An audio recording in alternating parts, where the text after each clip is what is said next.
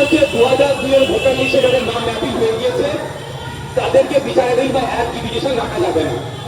Second দাবি ছিল যারা এখন অ্যাডজুডিকেশন বা বিচারাধীন আছে তাদের নাম পরিচয় কি কারণে আছে পাবলিক ডোমেইনে দিতে হবে। জানা তো দরকার আমাদের কি কারণে অ্যাডজুডিকেশন আছে।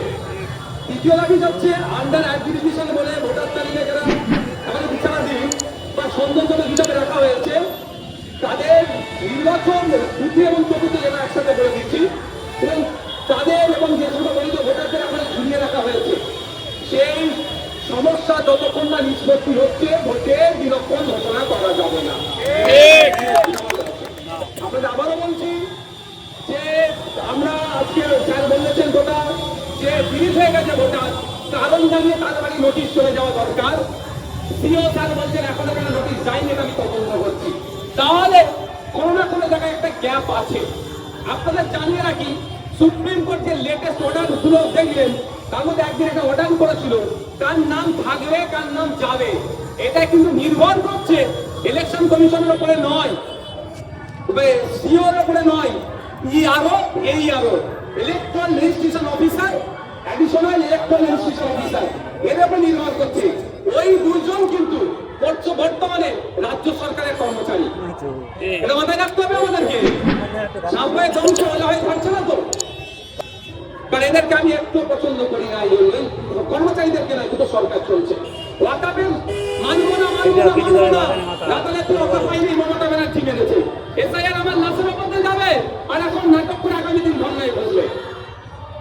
আপনি 90,000 অফিসার আপনি দিয়েছেন, 250 কোটি টাকা আপনি পরস্পর বিরোধের সাথে এসআইআর জন্য করেছেন আর এটা যে হচ্ছে ড্রাইভার আপনাকে নিতে হবে।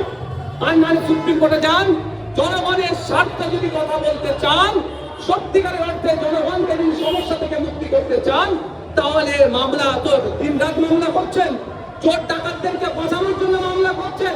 বাংলার 60 লক্ষ মানুষ শুধু নয় 3 থেকে 4 কোটি মানুষের জন্য সাফার করছে। কারণ আমার বাড়িতে যদি একজন অ্যাপ্লিকেশন থাকে পুরো ফ্যামিলি চিন্তিত আছে। ওই 60 লক্ষ ইন্টু 4 জন লেগে 440 240 লক্ষ মানুষ আজকে আতঙ্কিত আছে।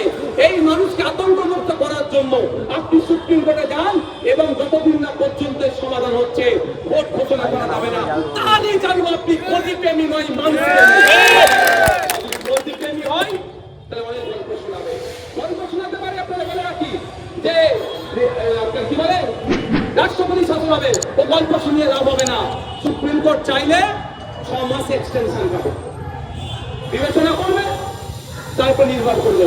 কিন্তু আমার দরকার কি বৈধ ভোটার একটাও না নাম বাদ যায়। মাথায় রাখবেন প্রয়োজনে পার্টি ঝান্ডা পার্টি অফিসে তুলে রেখে আসবো, পার্টির ঝান্ডা পার্টি অফিসে তুলে রেখে আসবো। একটা বৈধ ভোটারের নাম বাদ রেখে নির্বাচন যদি করে রাস্তায় নামবো। আজকে আপনারা এখান থেকে বিদায় নিন। যারা এসেছেন সংগ্রামী অভিনন্দন। পড়াতে পড়াতে ঘুটে ঘুটে চলে যাবেন। অ্যাপ্লিকেশন যারা আছে তাদের সাথে কথা বলবেন, সাহস জুটাবেন, আতঙ্ক না থাকে।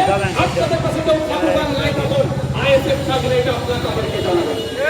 আর আমাদের আসলে সাথে একটা ঘোষণা করি, জেলা লেভেলে আমরা ডিস্ট্রিক্ট ইলেকট্রাল অফিসার যিনি আছেন তাদের কাছে আমরা জানার জন্য আমরা সেখানে যাবে, তার প্রস্তুতি আপনারা শুরু করে দেন। ধন্যবাদ। আজকে এখানে ডেপুটেশন মিছিল করব।